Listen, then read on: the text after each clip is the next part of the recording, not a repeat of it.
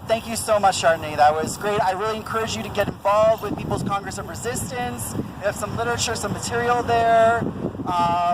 They brought a lot of their delegates here and the reps. I encourage you to talk with them. So thank you so much. So I'm going to pedal back a minute because I see Brandon in the audience. So I'm going to bring Brandon up here. Brandon is a wonderful friend of mine. I met him at the UConn School of Social Work, in case you hear a theme here.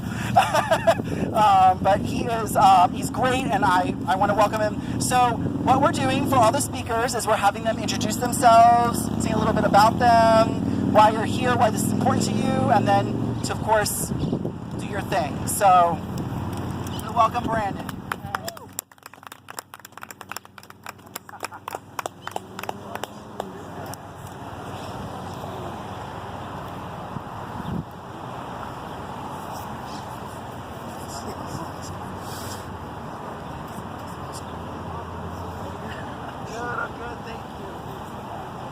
Hello, everyone. How you guys doing? Oh, thank you. I appreciate it.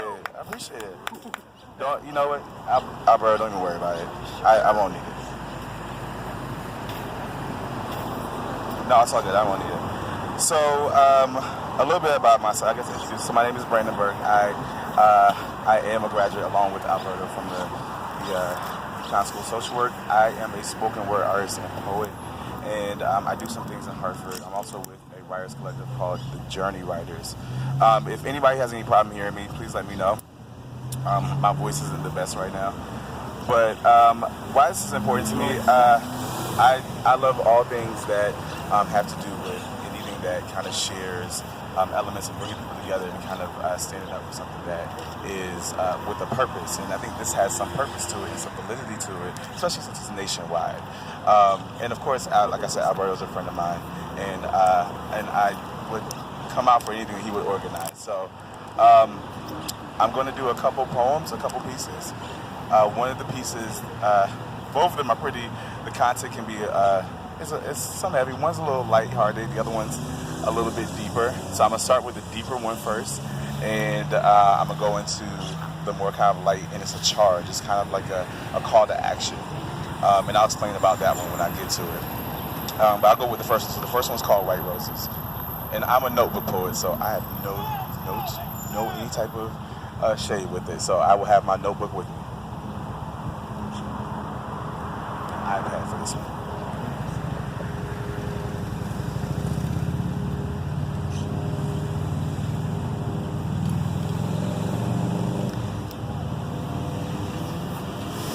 Mommy, I want to smell the roses. A woman hesitates as the words leaves the lips of a small almond-shaped brown boy clinging to her right hip. Mommy, he says again, this time adding a slight tug to her ring and pinky fingers. I want to smell the roses. Again, the woman stalls because she knows that he's talking about the floral arrangement that she spent the last 5 days, 132 hours, and 24 minutes matching the perfect amount of carnations, chrysanthemums, and his favorite white roses to fit around a 24 by 30-inch frame of her son's 18-year-old son's senior year photo. Her baby was dead, and she was frozen in his memory.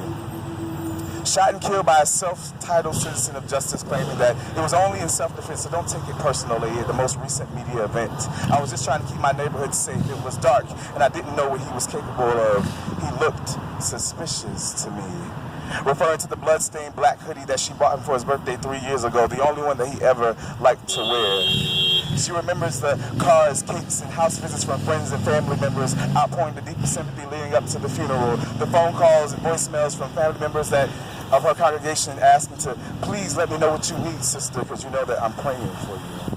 She recalls a 911 phone call that she made at 11:04 p.m. after a picture of her son flashed across the 11 o'clock news, and the reporter announced that a teen has been gunned down this evening. And sources say that he was unarmed. Leaving out mentioned that his melanin was a shade too dark for the tan-colored sidewalk that he lost his life on. She swears that her life flatlined in the moment that he took his last breath. She swore that she heard him call out, "Mommy," when his body hit the concrete pavement. She knew that she had lost him before the police had even knocked at her door. She recounts the night that she ID'd the body of a boy that she used to hold in her arms and sing, "Just the two of us." building castles in the sky, just the two of us, you and I. During thunderstorms and nightmares, reminiscing about the day that he was 5 and they took a trip to the park to see the flowers in bloom, and he would tug on her ring and pinky fingers and say, "Mommy, I want to smell the roses. I like the white ones." Finally, the woman looks down, but the almond-shaped brown boy has disappeared, and all that remains is the reality of her illusion. An open casket and a reminder of what was once a young man that was full of life in the presence of a woman that's filled with pain. It seems like way too often black lives have been swept under the rug or buried in a grave. Sons and daughters are being taken at the rate of running water, and nobody seems to care about keeping the pool abundant.